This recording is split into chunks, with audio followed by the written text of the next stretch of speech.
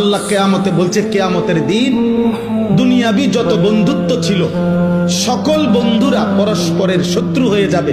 একমাত্র মুত্তাকিন যারা একজন আরেকজনকে গুনাহ থেকে বাঁচানোর উদ্দেশ্যে অথবা নেক আমলে অভ্যস্ত করার উদ্দেশ্যে যাদের মধ্যে বন্ধুত্ব ছিল, খোদার কসম আল্লাহ বলে তারা আখিরাতে হাসরের ময়দানেও বন্ধু থাকবে। কোথায় বন্ধু থাকবে? মুত্তাকি। এবং আরো মজার কথা হইল, আল্লাহ সেদিন বলবে উদখুলুল জান্নাতা আনতুম ওয়া আজওয়াজুকুম তুহবারুন।